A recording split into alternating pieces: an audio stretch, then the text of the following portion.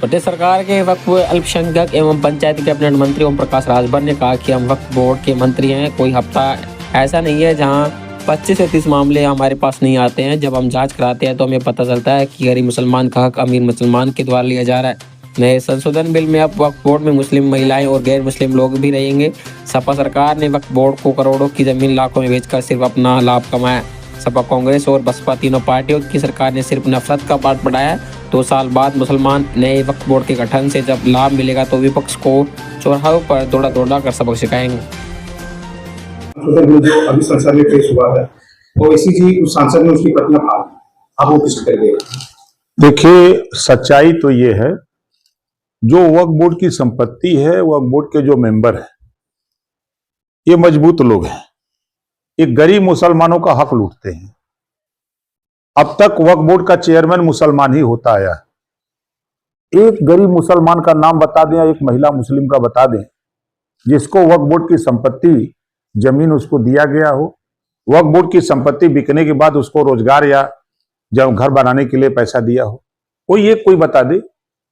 नियमावली जो है, देखिए वक्फ बोर्ड की जो पुरानी नियमावली है, उस नियमावली में किसी की प्रॉपर्टी, वक्फ बोर्ड का अगर सदस्य जाके कह दे कि मेरी प्रॉपर्टी है, तो फिर वो जाता है वक्फ ट्रिब्यूनल कोर्ट में, वहां वो दाखिल करता है और वक्फ ट्रिब्यूनल कोर्ट अगर फैसला दे दिया कि नहीं ये वक्फ बोर्ड की संपत्ति है, तो फिर कहीं अपील करने की अधिकार खत्म हो जाता है। वहीं नए बिल में क्या है, किसी की निजी संपत्ति को अगर वो कहते हैं हमारी है, अगर वो वक्फ ट्रिब्यूनल कोर्ट में ले जाते हैं, अगर वहां फैसला इसके खिलाफ होता है भाई दबे, तो उसको revenue court, civil court, high court, supreme court में लड़ने का अधिकार उस व्यक्ति को नए बिल में है। दूसरा है कि पुराने बिल में है कि अल्पसंख्यक में सिख भी आता है, मुसलमान भी आता है, ईसाई, जैन, फारसी भी आते हैं। पुराने बिल में है कि जो कमेटी होगी उसमें महिलाएं नहीं होगी। जब आधी आबादी महिलाओं की है तो फिर उनका उसमें क्यों नहीं भागीदारी? उसमें कि गैर मुस्लिम धर्म के लोग नहीं होंगे। नए बिल में क्या है, उसमें 2 महिलाएं होंगी, 2 गैर मुस्लिम धर्म के लोग होंगे। यही तो है बदलाव। अब इसको लोग बुरा बता रहे हैं, बार-बार विरोध कर रहे हैं। देखिए, मैं आपको बता दूं, अखिलेश जी की वक्फ बोर्ड की जमीन है, उसमें का राहुल जी की है, सोनिया जी की है, या मायावती किसी नेता की है वक्फ बोर्ड की जमीन? सरकार जब थी समाजवादी पार्टी की, उठा के इतिहास देखिए, इन लोगों ने वक्फ बोर्ड की संपत्ति जो करोड़ों की थी उसको लाखों में बेचा और बैकडोर से पैसा लिया है। ऐसे सामने प्रकाश में मामले आ रहे हैं, चाहे वो कांग्रेस की सरकार रही हो, चाहे बसपा की सरकार हो, चाहे किसी की। ये सिर्फ मुसलमानों को नफरत पढ़ा रहे हैं। हम आपको ले चलते हैं 2 साल पहले, एनआरसी और सीए, पूरे देश में विरोध हुआ कि मुसलमानों के साथ अन्याय हो रहा है, इनकी जो है नागरिकता छीनी जा रही है, यही विपक्ष के लोग चिल्ला रहे थे। और एनआरसी और सीए लागू हुआ, 2 साल में एक मुसलमान का नाम बता दें कि जिसकी नागरिकता छीनी गई हो। सरकार चिल्ला चिल्ला के कहती रही, हम लोग भी कहते रहे कि भाई देखो, नागरिकता देने का कानून है, जिसकी उम्र 18 साल हो गई उसका नाम मतदाता सूची में दर्ज करा के उसको भारत का नागरिक बनाने की बात हो रही थी। जो जहां है उसको वहां रहने की व्यवस्था बनाई जा रही थी। अब विपक्ष क्या कह रहा था कि नागरिकता लेने का खत्म करने का कानून, मुसलमान को देश से निकाल दिया जाएगा, ये विपक्ष फैला रहा था। और यही देखिएगा, वक्फ बिल बोर्ड 2 साल के बाद यही मुसलमान ऐसे लोगों को चौराहे पर दौड़ाएगा, देख लीजिएगा।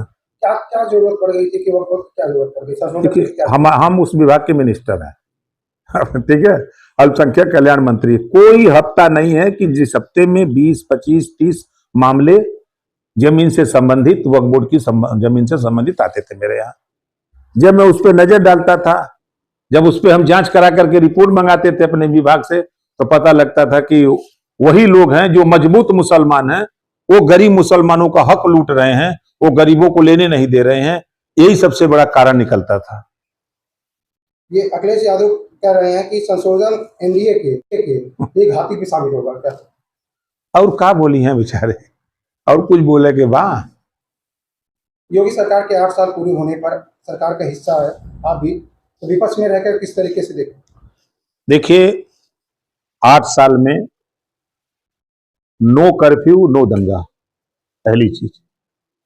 सपा गवर्नमेंट में 800 दंगे हुए, 1200 जन की हानि। बसपा गवर्नमेंट में 600 दंगे, 900 जन की हानि। कांग्रेस दोनों का रिकॉर्ड तोड़ा। और योगी जी की सरकार 8 साल में नो कर्फ्यू नो दंगा।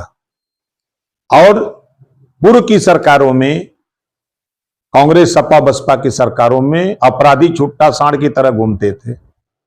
इस सरकार में अपराधी इतना अंकुश लगा, या तो जमीन के अंदर, या तो ऊपर, या तो जेल के अंदर।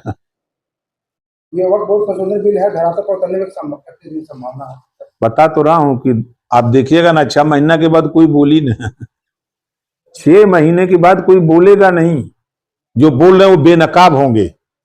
जब उसका लाभ गरीब मुसलमान को मिलने लगेगा, कमजोर मुसलमान को मिलने लगेगा, महिलाओं को मिलने लगेगा, उसके लाभ हानि को समझने लगेंगे। आपको नई बात बता दूं, मेरे सामने 6 प्रकरण आए लखनऊ के।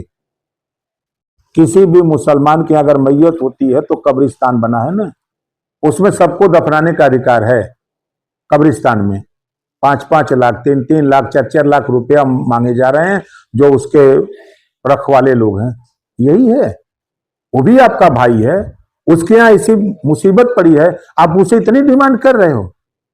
इसी को लेकर के वक्फ बिल में संशोधन हो रहा है कि मांगोगे तो जेल जाओगे। तमाम प्रयास के बाद योगी सरकार में भ्रष्टाचार पर लगाम नहीं लग रहा है, अधिकारी और कर्मचारी बेलगाम। सोहेल देव भारतीय जनता पार्टी कार्यकर्ता के साथ भी कर्मचारी अधिकारी व्यवहार कर रहे। ताजा मामला है जहां चौकी प्रभारी बलिया थे, मारपीट का करता है। सस्पेंड हुआ पूरा थाना। अब इससे ज्यादा प्रमाण आपको क्या दें? ऐसा क्यों हो रहा है बार-बार? नहीं देखिए, सरकार नहीं, हम कहते हैं देखिए कानून का राज है। कोई भी कानून अपने हाथ में लेने की कोशिश करेगा तो उसको बख्शा नहीं जाएगा।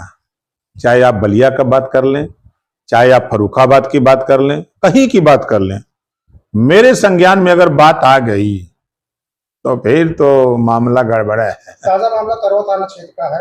पता है क्या होगा, अभी तक गिरफ्तारी नहीं हुई इसके लिए? देखिए, गरीब परिवार को न्याय नहीं मिल रहा है। नहीं, आप पहले समझ लीजिए। देखिए, हाई कोर्ट के एक नियमावली आई है कि जिस धारा में 7 साल की सजा नहीं है उसमें गिरफ्तारी नहीं हो सकती। हाँ, बता तो रहा हूं, 302 के विषय में जान लीजिए। अब 302 अलग अलग व्यवस्था है उसकी, किन परिस्थितियों में 302 लगा है, उस परिस्थिति की विवेचना हो रही होगी और गिरफ्तारी होगी। मैं कह रहा हूं गिरफ्तारी होगी। थोड़ा उसमें कभी कभी ऐसा होता है कि जोश में लोग मुकदमा, कुछ निर्दोष लोगों का नाम आ जाता है, तत्काल अगर गिरफ्तार करके निर्दोष लोगों को जेल भेज दिया जाए तो कल आप भी उंगली उठाएंगे कि इसमें ये लोग निर्दोष फंस गए। आम जनता के साथ तुरंत गिरफ्तारी होती है, पुलिस नहीं, आम जनता नहीं, सबके लिए 302 का कानून हमारे लिए भी है, आपके लिए भी, सबके लिए। नहीं, ऐसा नहीं, गिरफ्तारी होती है, बैठाए जाते हैं, उसकी जांच होती है और उसके बाद निश्चित है कि उनको सजा मिलेगी। FIR है तो जांच होगी, दोषी है तो उसको छोड़ा नहीं जाएगा।